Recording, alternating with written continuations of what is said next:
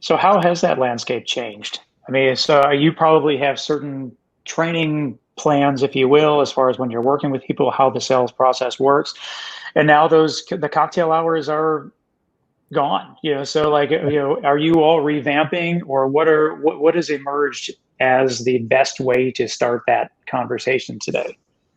Well, it's a good question, Tim, and I'll answer that, but let me actually back off of that just a bit, because when you say what's working now, here's one thing I've Hmm. noticed, and I'm sure you and Zack are both, I'm sure you've picked up on this too. Everything has gotten really compressed time-wise, right? And what I mean by that is, I'll have sometimes people even that I'm working with will say, Chad, based on everything that's going on right now, what should my business look like, in a year or 6 months? And so my response now is, look, I don't think we're in a place where we should even be talking about a year or 6 months. Let's talk about what your business needs to look like in the next 60 days or 30 days. And so, when you ask what's working now, what was working great back on March 17th for me, which was hosting a lot of live webinars, bringing in people, and we would get several hundred people on, at once, because everybody was like, hey, I need to talk to somebody. I need to see somebody. I need some good information. And then, of course, as time drug on, everybody got Zoom fatigue, and everybody, so the answer to that question is you've got to be pivoting very quickly now, right? So we got these two things, right? So Zack asked earlier about those principles that never change, and that is building trust and credibility, and putting the other person's interest first as you're talking to them, because ultimately that's what's going to help you in the long run, right? The more you learn about them, those things are sort of the eternal things.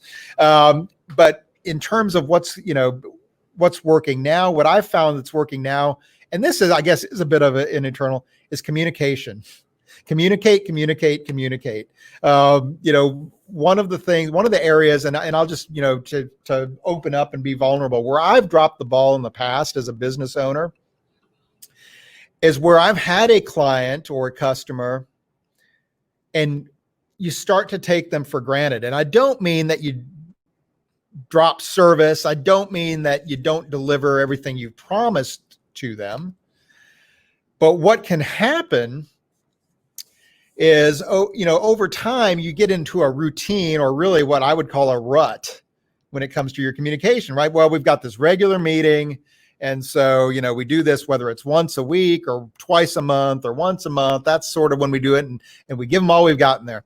Well, when things start to change rapidly, as they have been for several months, and they continue to do, it's incumbent on us to throw those routines out the window. Whatever you've got scheduled, forget that.